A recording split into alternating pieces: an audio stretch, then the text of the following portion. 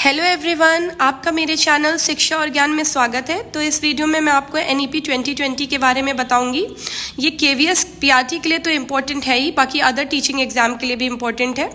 और इस वीडियो में मैं आपको एनईपी के सारे पॉइंट्स बताऊंगी। तो आइए शुरुआत करते हैं। NEP 2020 is the third education policy in the history of independent India after the policy of 1968 and the second policy of 1986। मतलब जो पहले पॉलिसी थी 1968 और 1986 के बाद एनईपी 2020 आई है।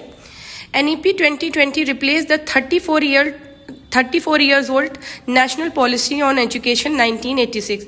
मतलब इसने 34 साल पुरानी जो 1986 की पॉलिसी थी उसको रिप्लेस किया है। इसके चेयरमैन के कस्तूरी रंगन थे। एनईपी के हिसाब से लर्निंग कैसी होनी चाहिए? होलिस्टिक होनी चाहिए, इंटीग्रेटेड होनी चाहिए, एन्जॉयबल होनी चाहिए एंड एंगेजिंग होनी चाहिए। एनईपी 2020 ने रिप्लेस किया है 10+2 के सिस्टम को। तो आइए देखते हैं एनईपी के हिसाब से न्यू स्ट्रक्चर क्या है। ये है 5+3+3+4। ये केवीएस पीआरटी और जो अदर एग्जाम हुए हैं उसमें इसका स्ट्रक्चर पूछा गया है, तो ये आपके लिए बहुत इंपॉर्टेंट है। देन आइए देखते हैं ये इस स्ट्रक्चर के हिसाब से एज ग्रुप क्या होना चाहिए। तो आप इसको ट्रिक से याद कर सकते हैं, FPMS। F से है फाउंडेशनल, P से है प्रिपरेटरी, M से है मिडिल, S से है सेकेंडरी। तो फाउंडेशनल में आते हैं 3 to 8 ईयर्स के बच्चे, देन प्रिपरेटरी में 8 to 11, देन आपके मिडिल में 11 to 14 और आपके सेकेंडरी में 14 से 18। मैंने इसमें हिंदी में भी लिख दिया है ताकि इंग्लिश एंड हिंदी मीडियम के दोनों बच्चों को ये लाभ पहुंचाए। तो ये जो आपके FPMS हैं, मतलब foundational, preparatory, middle and secondary, तो इसमें आइए ग्रेड्स भी देख लेते हैं।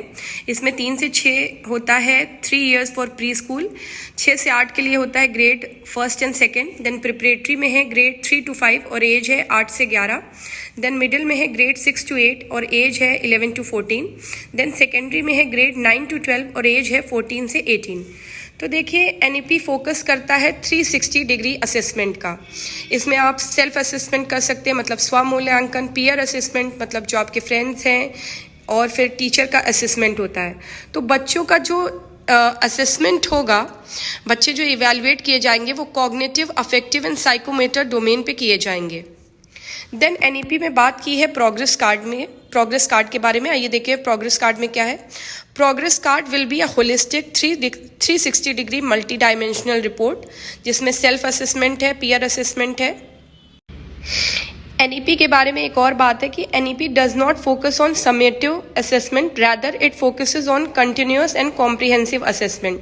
मतलब ये योगात्मक आकलन पे फोकस नहीं करता है, जबकि सतत और व्यापक मूल्यांकन पे फोकस करता है। फिर आइए देखते हैं परख क्या है। परख एक एनईपी में एक न्यू असेसमेंट प्लेटफॉर्म है।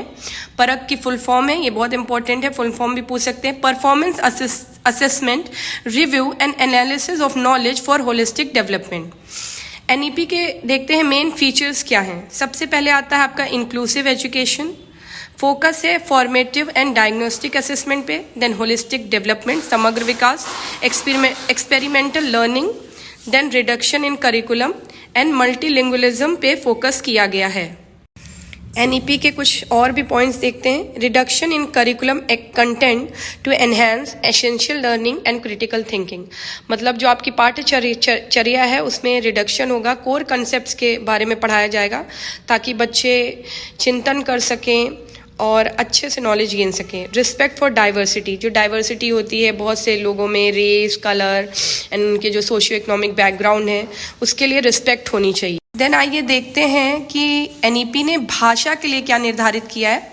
तो सबसे पहले no language is being impose, कोई भी भाषा को इम्पोज नहीं किया जाएगा। मदर टंग और रीजनल लैंग्वेज टिल ग्रेड 5, मतलब ग्रेड 5 तक आपकी मातृभाषा होगी। Sanskrit as an optional at all level, Sanskrit optional होगा। 3 लैंग्वेज फॉर्मूला की बात की गई है। मल्टीलिंगुअल फ्लेक्सिबिलिटी की बात की गई है and ISL, Indian sign language की बात कही गई है। तो ये आपका भाषा का जो निर्धारित किया गया है।